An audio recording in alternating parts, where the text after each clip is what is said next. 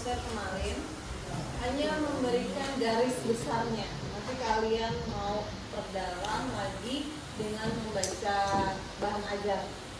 Tapi kalau ya pokoknya ukur kemampuan aja sih. Kalau misalkan biasanya males banget baca bahan ajar yang e-book banyak banget kan, kalau namanya PDF banyak banget tuh, kan sama aja kayak baca buku kan. Dan kalau males, jenuh, saya bukan tipe orang yang visual, saya tipe orang yang audio. Ya berarti hari ini fokus dengerin, jangan ngantuk ya. Kan Ya, karena kita mengukur menilai diri sendiri. Gue orangnya mendengarkan, jadi dengerin ibu sekarang. Kalau misalkan kamu senangnya baca, nggak senang dengerin, ya berarti besok dibaca bahan ajarnya. Jangan sampai dua-duanya nggak dilakukan. Baik, Bu. Jadi kita tuh sama sebenarnya, nggak ada yang pintar, nggak ada yang bodoh. Cuma ada nggak kemauannya. Ya. Ingat ya, ibu nggak detail menerangkan untuk materi hidrosfer ini karena ini idealnya disampaikan 3-4 kali pertemuan. Tapi kita harus menyelesaikan dalam 1 kali pertemuan. Dan hanya ibu pakai 1 jam. Nanti yang 1 jam untuk penugasan. Kenapa? Karena nggak ada waktu untuk ulangan harian. Jadi ibu ambil nilainya dari penugasan yang hari ini juga harus dikumpulkan. Ya, Baik, hari Bu. ini ibu, besok boleh nggak boleh, tetapi nanti kalian belajarnya pakai apa? Karena geografi itu hari pertama, hari Senin. Sudah dapet jadwalnya? Oke ya, siap ya? Fenomena geosfer yang terakhir yang kalian dapatkan di fase E di kelas 10 adalah materi hidrosfer. Jangan lupa kenapa kita spare terus, karena ini dasarnya adanya di fase E. Geografi mempelajari fenomena geosfer. Apa aja fenomena geosfer? Hidrosfer, atmosfer, hidrosfer, Biosfer dan antroposfer kamu dapatkan nanti di fase F di kelas 11. Kalau kalian memilih geografi sebagai materi pilihan. Ya, kalau ya udah makan. Ya. Oke ya. Yuk, hidrosfer. Pengertian hidrosfer adalah air, adalah lapisan air. Jangan air doang, air kuat. Ya. Hidrosfer, lapisan air, karena ada sfernya, lapisan air. Oh, sfer itu lapisan ya? Air di bumi ini adalah 70%. Jadi bumi kita ini tersusun atas sebagian besar perairan, yaitu 70%. 30%-nya daratan. Dan kehidupan pertama yang ada di bumi itu dimulai dari kehidupan di perairan. Ya, baru di daratan. Oke? Nah, kalau ilmu yang mempelajari tentang perairan disebut hidrologi. Ingat, kalau buntutnya logi itu jamnya dari kata logos yang artinya ilmu. Kalau sfer itu berarti lapisan. Berarti ilmu yang mempelajari tentang perairan adalah hidrologi. Diperhatikan, ini adalah perairan, bukan khusus laut. Kalau ilmu yang mempelajari tentang laut disebut oceanografi, ya, itu ocean. Kalau hidrologi semuanya, yaitu perairan darat dan perairan laut. Oke. Paham, Bu.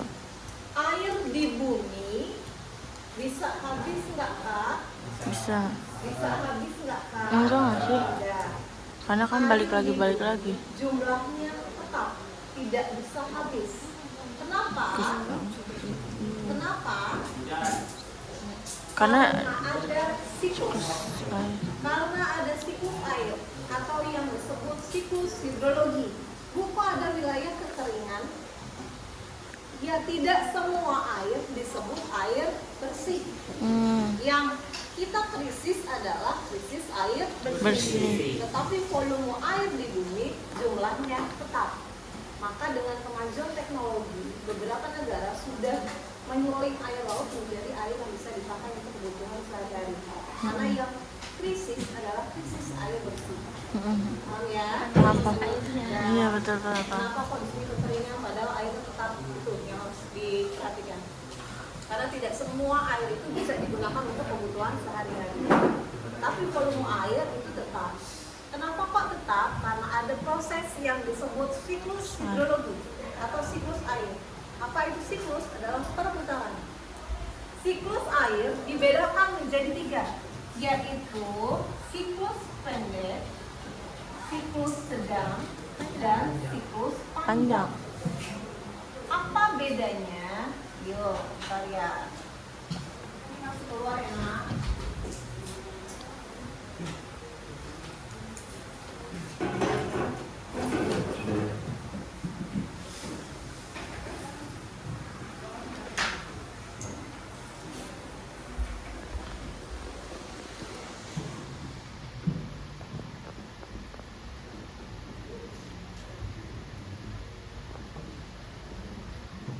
Bu Fesa jago gambar ya. Ini Bu Fesa jago gambar ya dia.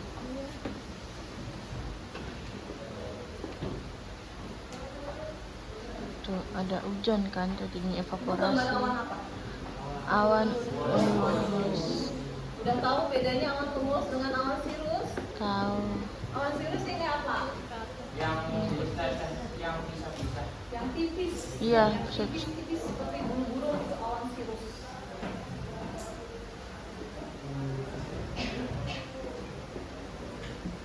Yo, siklus air atau siklus hidrologi ini sudah kalian dapatkan di kelas 5 SD. Betul Jadi SD. harusnya istilah-istilah ini sudah terbiasa. Kalau kalian kelas 5-nya belum fokus atau masih main-main, berarti ini hal yang pertama yang kamu dengar. Ada istilah-istilah ini. Kalau udah pernah dengar, berarti diingat lagi. Oh iya, udah pernah dengar ini apa? Tinggal diingat-ingat. Yuk, siklus pendek apabila proses penguapannya Evaporasi. atau yang dikenal dengan proses evaporasi, proses penguapan dari badan air yang berasal dari laut, Piramid. kemudian menjadi awan yang disebut proses kondensasi dan turun sebagai butiran air atau hujan yang kita kenal dengan presipitasi. Turun hujannya di laut, proses penguapannya di laut dan proses kondensasinya di laut. Maka ini disebut siklus pendek. Oh, Menguapnya dari laut, kemudian turun hujannya juga di laut. Siklus pendek. Apa itu evaporasi? penguapan. Kondensasi? Perubahan Perubahan. uap air menjadi Air hujan. partikel air yang lebih padat, menjadi awan. Kemudian turun sebagai butiran air, hujan. Hujan itu bukan selalu bentuknya air ya, cair, padat, dan gas. Kalau padat berarti turunnya berupa apa? Es atau salju. Oke, ini siklus pendek. Apa bedanya dengan siklus sedang? Yo, Di bawah nggak sih? siklus sedang.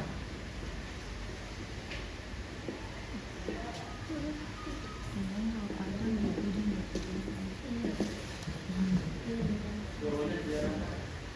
Ya, turunnya di daratan, tetapi ada proses yang lain. Kalau ini kan hanya 3 proses: evaporasi, kondensasi, presipitasi. Kalau siklus sedang, proses penguapan, kita makhluk hidup ada airnya nggak? ada. Keringat kan? Heeh. Keringat kan nggak air kan? Menguap. Makhluk hidup yang lain juga seperti itu. Tumbuhan, hewan, itu juga punya air. Kemudian menguap juga, menguapnya karena apa? Bantuan cahaya matahari, proses panas. Proses penguapan dari makhluk hidup namanya transpirasi. Gabungan proses penguapan dari badan air dan dari makhluk hidup. Badan air itu nggak hanya dari laut, sungai, danau, rawa, itu juga evaporasi. Ya, evaporasi berarti proses penguapan dari perairan. Kalau transpirasi, proses penguapan dari makhluk hidup. Menguap dalam waktu yang bersamaan disebut evapotranspirasi. Evapotranspirasi.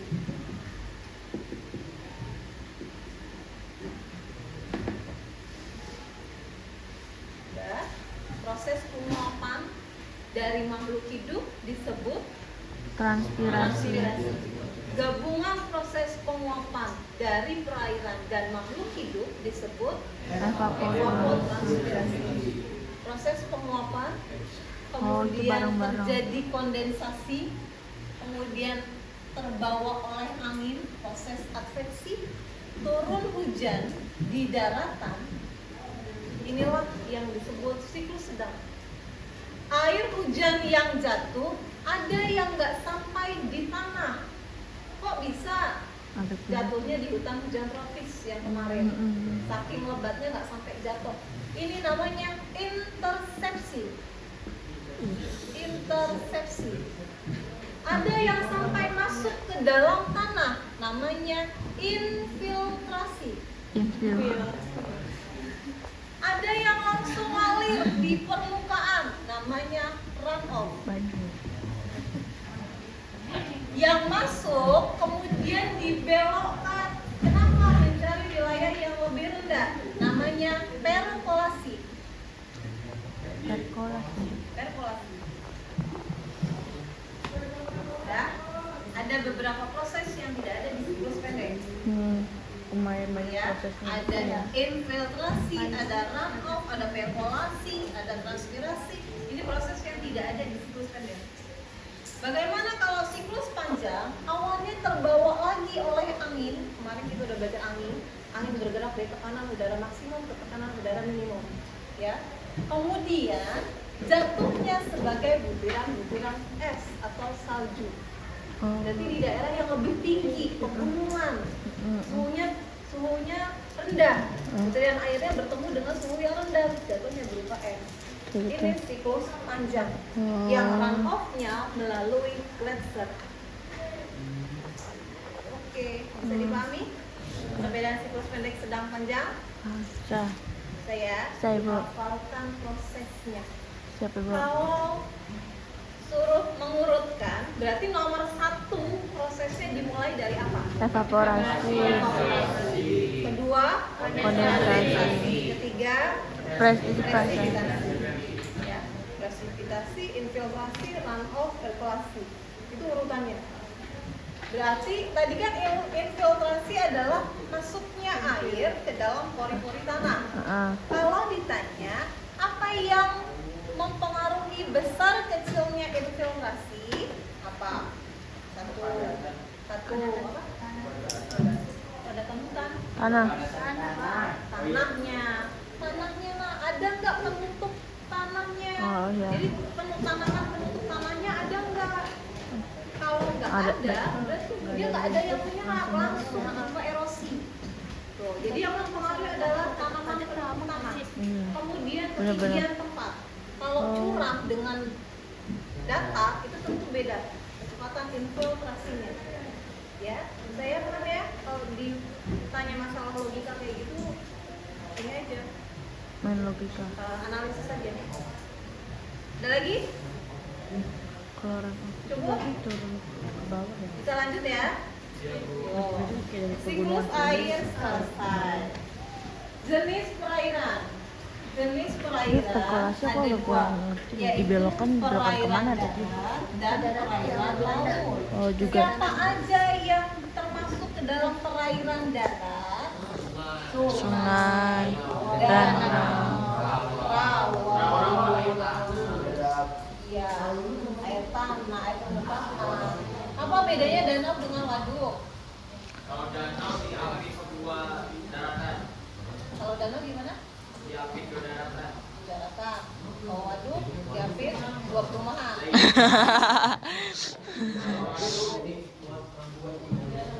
Kalau danau itu istilah cekungan yang berisi air yang terbentuk secara alami. Kalau waduk yang terbentuk dibuatan. secara buatan. Jadi kalau kamu sebut sebagai Danau Malakas, betul nggak? Salah. Salah. Berarti iya, stop. Terus sama ini yang di SMP nggak sih? Itu kan dikeruk-keruk kan, berarti waduk bukan danau. Ya Allah, banyak ketipu kita berarti. Yang buat menahan air itu apa? Ya, Kan ada bendungan yang mendek ini. Iya. Paham. Yang waktu itu digambarin Bu Novi, danau sama waduk itu sama tapi metode buatan sama Alami. Sekolah tarik ilmu, ya tahu kan? Siap Bu. Itu juga nanti kalau hujan sore-sore jangan pakai kata hujan lagi, pakai kata Klasifikasi. Wede. Klasifikasi di Bekasinya. Iya, klasifikasi. Lanjut, Bu, lanjut. Ini banyak ya. Perairan darat tadi ada sungai, ada danau, ada rawa. Nah, sungainya sendiri kamu harus tahu klasifikasinya. Klasifikasi itu jenis-jenisnya. Ada yang berdasarkan sumber airnya. Sumber air. Nanti macam-macamnya ada apa aja? Sungai hujan, sungai gletser, sungai campuran. Bedain. Ada sungai mata air. Wow. Namanya sumber air berarti dari mana asalnya? Data. Oh. Kalau sungai mata air berarti sumber air Dari dalam tanah. Sebagian besar sungai di Jawa masuknya ke dalam sungai mata air. Sungai hujan sumber airnya dari Hujan. hujan. Kalau nggak hujan berarti sungainya Kering. Sungai gletser sumber airnya dari Lelehan air es. Leleh. es yang mencair. Ada nggak di Indonesia? Nggak ada. Sungai campuran, sungai yang sumber airnya dari Campuran. bagus. Dua-duanya, hujan dan gletser. Ada nggak di Indonesia? Nggak ada. Ada nggak di Indonesia? Nggak ada. Indonesia punya es nggak? Enggak. Ada. Ada di Jawa. Di Pua. Oh iya.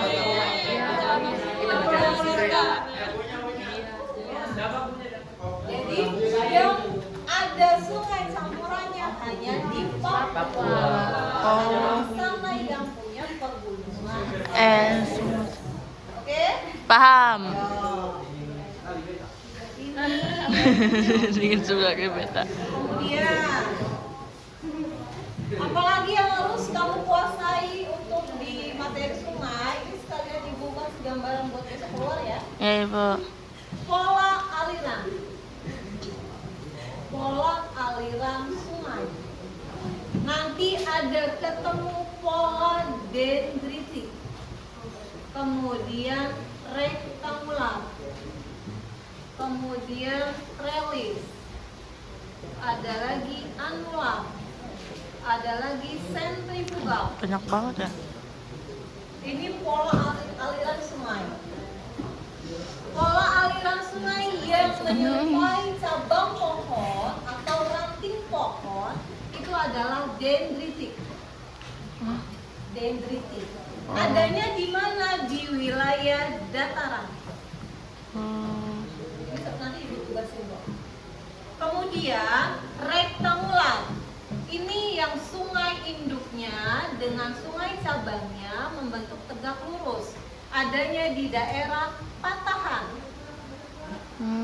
Pokoknya ingat aja ada huruf T-nya, ada huruf D-nya. Ya. Relis yang ada di wilayah lipatan. Patahan lipatan kan udah nggak perlu tanyakan lagi. Ini materi literasi. Anular ini yang ada di daerah dom, melingkar. Dom itu ubah. Kan ada bukit itu bentuknya kayak ubah kan, cembung gitu kan. Nah itu anular. Rektangular udah ya anular. Kemudian sentrifugal ini yang menjauhi atau mendekati pusat. Sentrifugal ada dua, yaitu sentrifugal dan sentripetal.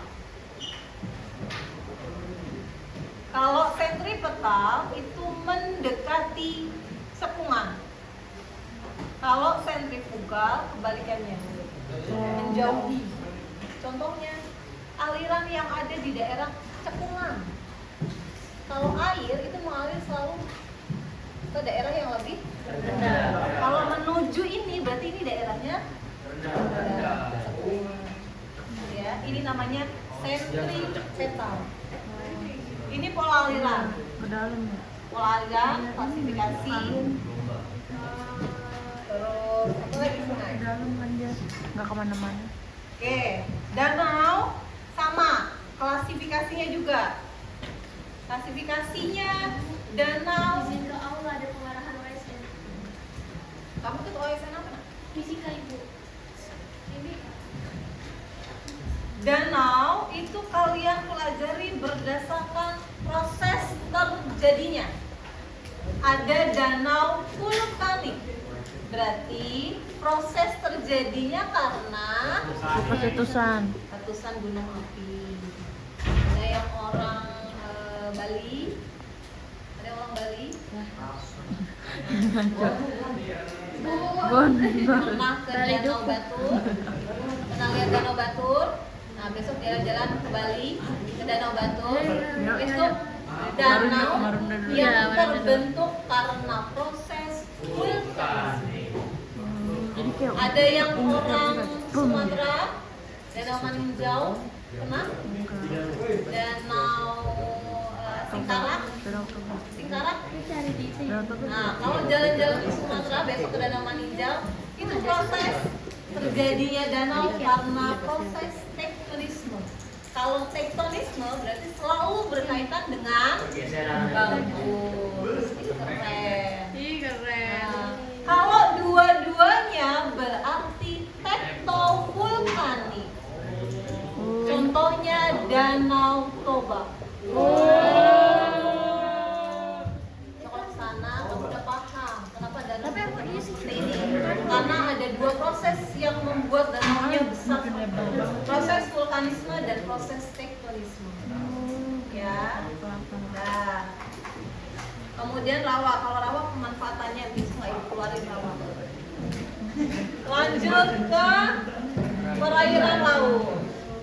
Perairan laut juga satu klasifikasi. Klasifikasi laut ada yang berdasarkan letaknya, ada yang berdasarkan proses terjadinya, ada yang berdasarkan kedalamannya. Letaknya ada laut tepi, ada laut pertengahan, ada laut kedalaman. Namanya letak berarti laut tepi di tepi benua. Laut Cina Selatan, laut tepi, laut pertengahan dari tengah-tengah benua. Kalau laut kedalaman yang dikelilingi oleh daratan. Oh, itu berdasarkan letaknya. Yang berdasarkan prosesnya. Nah, ada laut ingresi, ada laut transgresi, ada laut regresi. Prosesnya ingresi itu laut yang terbentuk karena dasar lautnya mengalami penurunan. Ya. Kalau transgresi itu wilayah laut yang mengalami kenaikan permukaan air laut. Kenapa? Karena pada masa zaman pencairan es, airnya tambah banyak. Contohnya mana? Laut Jawa. Laut Jawa, tahu ya Laut Jawa, kamu kalau ke Ancol itu termasuk Laut Jawa nggak? Ya, cuman kalau dalam kita belajar nggak ada, Laut Ancol nggak ada. Tapi kamu kalau ke sana itu masuk ke dalam Laut Jawa. Ya, pantai-pantai selatan itu juga Laut Jawa. Ya, namanya Laut Jawa, laut yang masih ada di Pulau Jawa.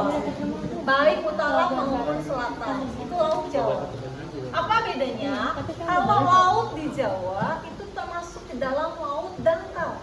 Rata-rata hanya 45 meter. Kenapa kok dangkal? Karena laut itu terbentuk karena ada kenaikan muka air laut, bukan tambah dalam seperti laut ingresi. Tuh, bedanya kalau ingresi tadi dasar lautnya yang mengalami penurunan. Di mana tuh ingresi? Di daerah Indonesia bagian timur, di Sulawesi. Maka kamu kalau mau dari sini mau apa, kamu kalau belum mahir berenang, ya jangan coba-coba berenangnya di laut-laut yang Indonesia bagian timur. Karena kamu tidak tahu proses terbentuknya laut-laut di Pulau Jawa dengan Indonesia bagian timur itu beda. Kalau di laut kayak Jawa, Raja Ampat, Pulau Jawa dalam-dalam. itu termasuk laut dangkal. Tapi kalau udah di Sulawesi itu masuknya ke dalam laut dalam. Ya, kenapa prosesnya yang berbeda? Iya, jarang. Kalau Paling regresi di laut yang mengalami penyempitan. Itu berdasarkan proses, berdasarkan kedalamannya. Nanti ada zona litoral, neritik, batial, abisal. Apa itu? Zona litoral, Bahasanya susah banget sih. neritik, batial, dan ngapainnya abisal. kemana ya? Kok kuat ya? Ini nanti dihafalin, urutannya aja. Iya. Litoral, neritik, batial, abisal. Zona laut yang masih dipengaruhi oleh pasang surut air laut itu zona mana? Zona apa? Literal. Itu Litoral. benar. Terjadinya pasang surut air laut dikarenakan oleh gravitasi bulan. Hah? Ya, pasang surut air laut itu disebabkan oleh gravitasi bulan. Oh, betul. Dan ini zona litoral, zona yang masih terpengaruh oleh pasang surut. Kemudian zona yang kaya akan ikannya itu di zona mana? Zona neritik. Yang sudah Neritik. tidak ada ikannya di mana? Bateri. Di mana? Abisal. Oh, bisa. Terus kalau yang itu? Pernah lihat film ikan yang ada senternya? Oh Iya, iya, tahu. Nah, berpikir lagi. Tuhan menciptakan makhluknya kenapa ada senternya? Karena dia hidupnya di perairan, di batial ya, bukan di abisal. Kalau di abisal tidak ada lagi, hanya ada cacing mikroba, dan ini tempatnya sedimentasi. Ya, ikan-ikan di laut dalam, di laut batial. Di sini kenapa banyak ikannya? Karena Masih dangkal. cahaya mataharinya masih bisa sampai ke dasar. Oh. Cahaya matahari buat apa? Proses fotosintesis. Buat apa proses fotosintesis? Makanannya ikan, zooplankton dan fitoplankton. Oke? Dan nih. Kemudian nanti ada Oh, berarti laut dalam tuh batial ya, Pak? morfologi dasar laut. Ini juga nanti ibu basin. Ada yang namanya basin, ada yang namanya punggung, ada yang namanya palung laut dan seterusnya. Nanti di gambar. Klasifikasi laut, kemudian arus laut. Salinitas. Salinitas itu apa sih? Salinitas apa? Salinitas ada garam. Apa yang mempengaruhi salinitas air laut? Oh, Apa? apa? Apa yang mempengaruhi salinitas air laut? Ya, ada di otak. Yang biar lautnya itu nggak ada garamnya. Itu apa? Nah, iya itu. Semakin besar proses penguapannya, salinitasnya semakin tinggi.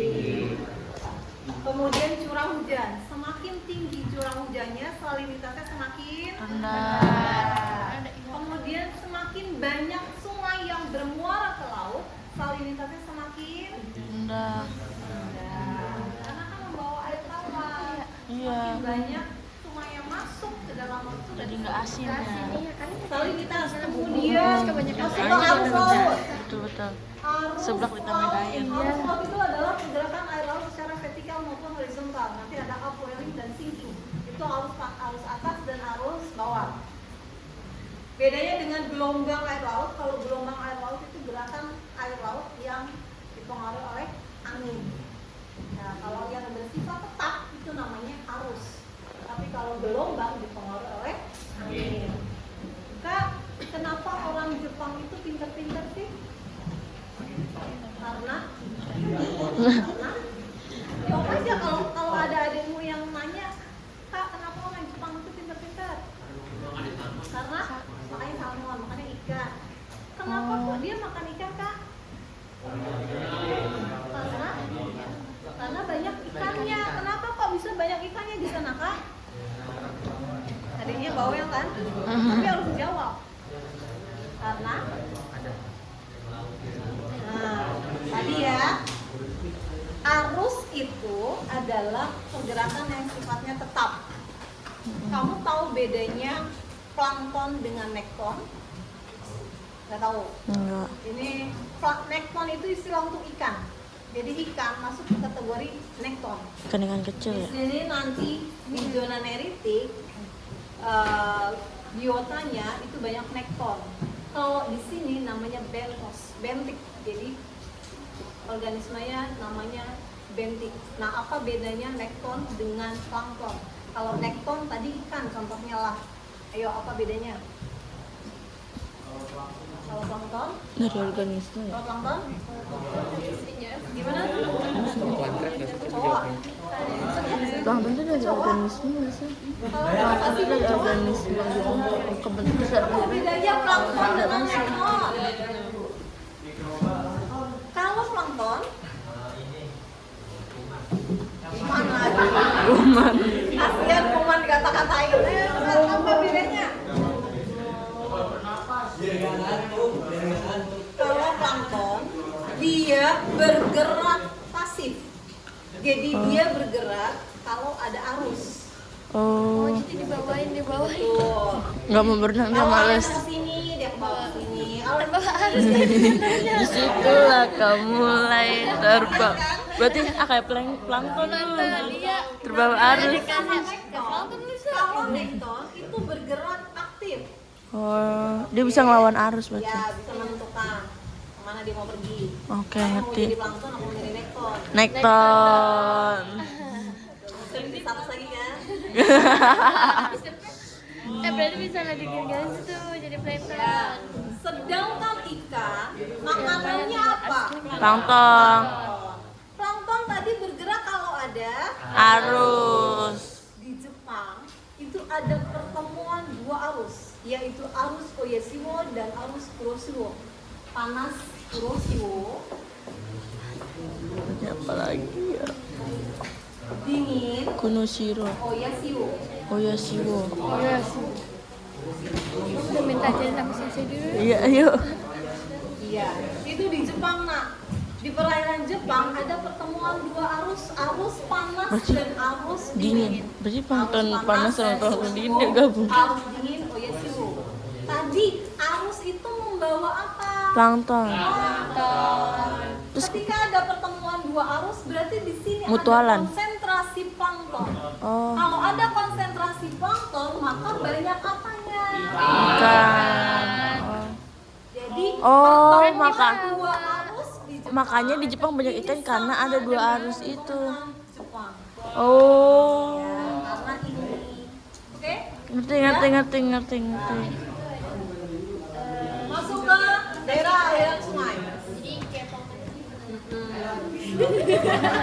Planktonnya mutualan ya di situ. Nak sih. Kamu gimana itu yang tau nggak sih episode yang Iya. keluarganya mau nyuri itu? Ada. Dia bukan komputer doang.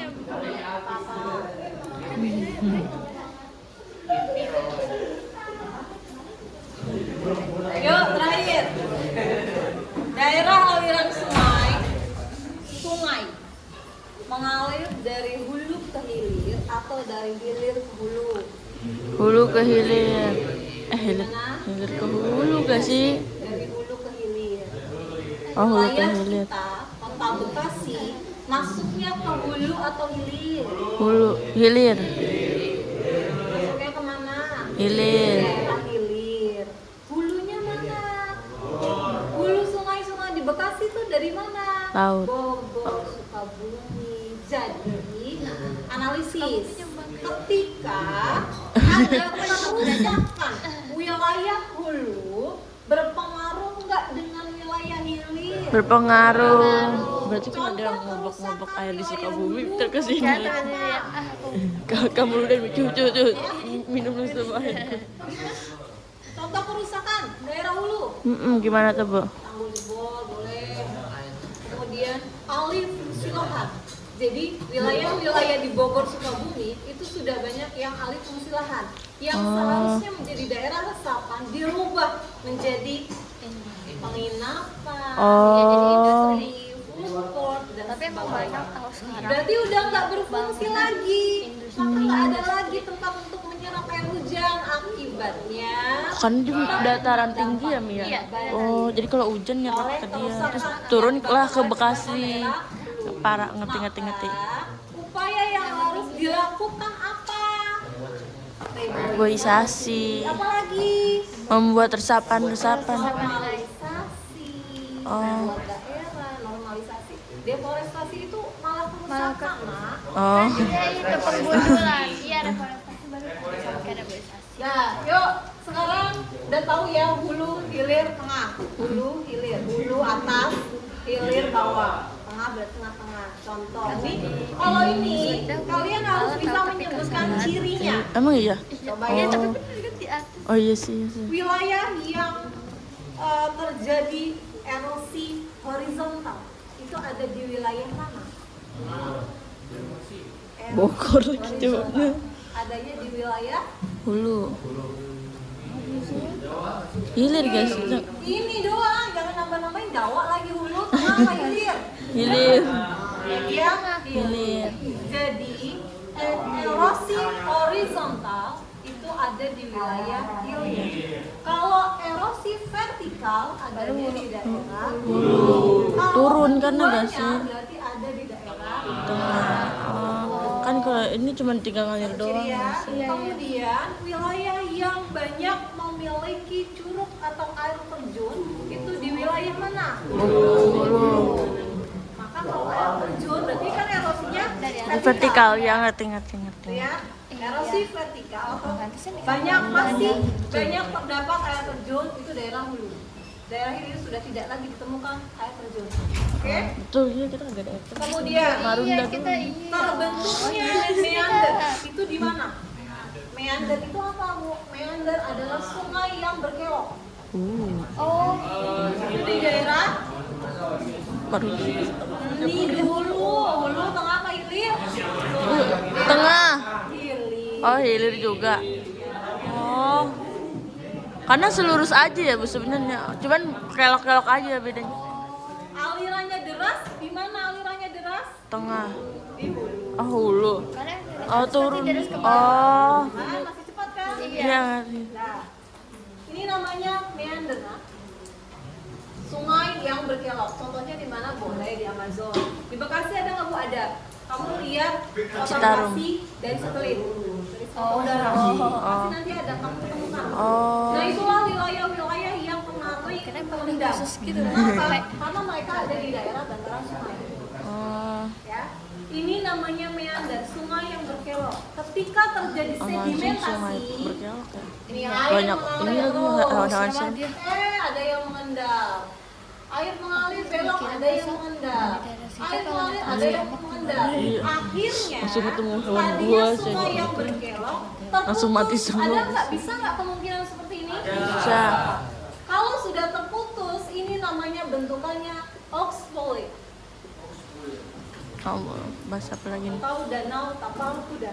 Oh, karena kayak tapal Bisa kuda. kayak gini karena proses sedimentasi yang terjadi secara terus menerus pada meander. Dah, ada pertanyaan sampai sini? Cukup? Kalau air tengah dia gimana? Dah. Bu kalau yang tengah itu gimana Bu contohnya? Yang tengah tadi pokoknya masih ada curug enggak? Masih. Sedikit. Oh, tapi- Erosinya bagaimana gabungan antara vertikal dengan Horizontal. Oh. Alirannya Berarti beberapa di gitu ya? Sudah mulai berkurang. Gitu. Kalau di sini contoh daerahnya apa Bu? Apa daerah mana? Kalau yang tengah itu biasanya di mana? Ya kalau di Bekasi. Iya. Di Bekasi itu dataran yang paling tinggi itu Ibu udah pernah tahu tapi lupa wilayahnya. Oh. Masih ada Ibu. Di mana? Tanah tinggi. Rahasia namanya tanah tinggi. Itu di ini sih kita ngabisin materi itu ya di kelas 12 nanti. Oh, Kemarin Ibu ke situ. Karena kita mainnya cerita satelit.